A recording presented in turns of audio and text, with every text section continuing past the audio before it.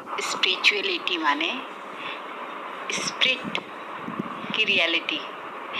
तो स्पिरिचुअलिटी माने कि आध्यात्मिकता। आओ ध्यान करें आत्मा का। मैं कौन हूँ? मैं आत्मा हूँ। तो जब आज के समय में किसी से बोलो कि हम ये मार्ग में हमको बहुत अच्छा लग रहा है, तो समाज क्या कहेगा? अरे तुम कहाँ इस उम्र में फंसे हो इन सब चीज़ों में, इसमें कुछ नहीं रखा है। लेकिन अध्यात्म आपको आपसे मिलवाता है। स्पिरिचुअलिटी आपको आपसे मिलवाती है, आपकी स्पिरिट, जिसको आप समझ सकते हो, जान सकते हो। स्पिरिट माने सोल, आत्मा। आप आत्मा हो। आपकी शक्तियां, आपके गुण, आपकी विशेषताओं को आप अनुभव कर सकते हो, अपनी विल पावर को बढ़ा सकते हो।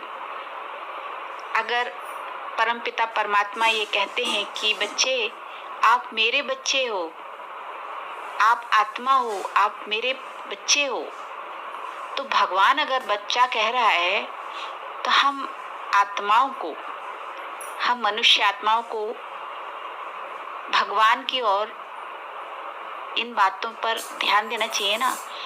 लेकिन हम भगवान को पूछते तो हैं, भगवान की सुनते नहीं है। भगवान क्या कह रहे हैं कि बच्चे तुम मेरे बच्चे हो। तो दाता के बच्चे कैसे होंगे? दाता ही तो होंगे ना।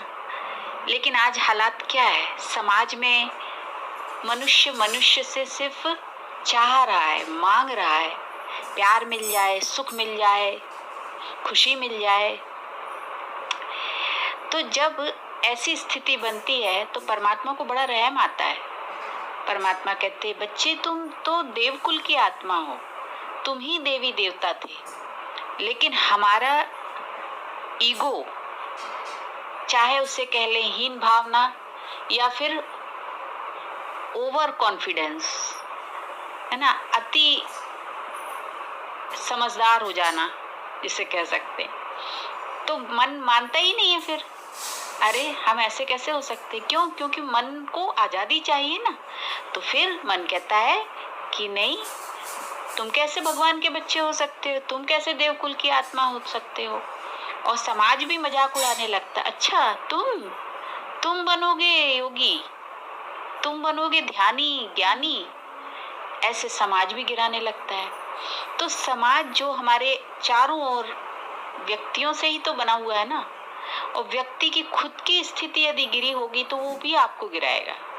लेकिन अगर व्यक्ति ऊंचा उठा होगा अपनी मन स्थिति से, तो वो दूसरों को भी ऊपर उठाएगा। वो यकीन दिलाएगा सामने वाली मनुष्य आत्मा को कि तुम भी बहुत अच्छे हो, तुम भी ऊंचा उठ सकते हो, तुम भी अच्छा काम कर सकते हो। और कहते हैं ना, अच्छे कर्म करना ही अच्छे भाग्य को बनाने का रास्ता है। अगर हम अच्छे कर्म करते हैं तो अच्छे कर्म करने के लिए हमें अच्छी सोच क्रिएट करनी होगी ना।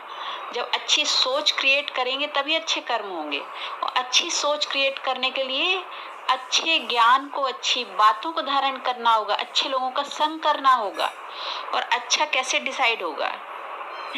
समाज में तो चारों ओर स्वार्थ निहित है ना, कामना है, इच्छाएं हैं, अपेक्षाएं हैं कि मान सम्मान मिल जाए, लोग हमारी हर बात को माने, हमारा हर जगह वर्चस्व हो, हमारा राज हो, है ना। तो सब एक दूसरे को काबू करने में लगे हुए हैं समाज में। लेकिन परमपिता परमात्मा, ईश्वर, प्रभु, वो कहते हैं बच्चे, तुम अपनी विशेषताओं को पहचानो, बस थोड़ा सा ध्यान दो, मुझ परमात्मा से बुद्धि योग जोड़ो, तो तुम स्वयं शिव शक्ति हो। तुम स्वयं दुर्गा बनकर अपने विकारों का नाश कर सकते हो।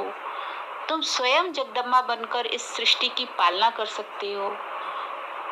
तुम स्वयं सरस्वती बनकर ज्ञान की देवी बन सकते हो।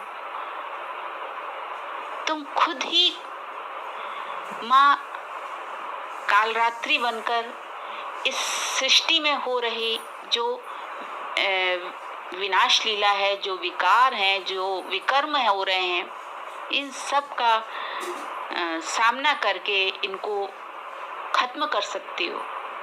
तुम आत्मा मुझ परमात्मा के संतान हो, ऐसा परमात्मा कहते हैं। समाज तो इस बात को नहीं जानता ना, तो हम जब समाज की सुनते हैं तो ये बात नहीं समझ पाते, न भगवान की सुन पाते हैं, न भगवान द्वारा निमित्त बनाई हुई श्रेष्ठ देवकुल की आत्माओं की बात सुन पाते हैं। तो हमको भगवान की बात सुननी चाहिए और भगवान जैसे कहते हैं कि स्वयं को भरपूर करो और सबको बांटो। जो भगवान से हम प्राप्त करते हैं, सुख, शांति, आनंद, शक्ति, पवित्रता, ज्ञान, ये सबको बांटो, क्योंकि ये कितना भी पैसा आप खर्च कर लो बाजार में नहीं मिलेगा, मनुष्यों से नहीं प्राप्त होगा। तभी तो सब दुखी हैं, सभी हैरान परेशान हैं, सभी एक दूसरे से मांग ही रहे हैं। तो समाज तो कभी नहीं कहेगा कि हाँ ये मार्ग है, अच्छा है, इस पे चलो।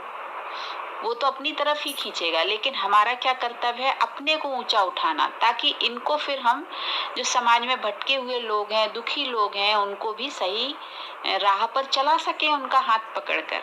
क्योंकि परमात्मा कहते हैं सभी मनुष्य आत्माएं आपस में भाई भाई हो, मेरे बच्चे हो। परमात्मा कहते हैं तुम मेरे बच्चे हो। तो समाज तो मजाक उड़ा देता है, कह देता है आपको, कह देगा कि अरे ये तो तुम नहीं कर सकते। लेकिन भगवान को कितना भरोसा है बच्चों पर।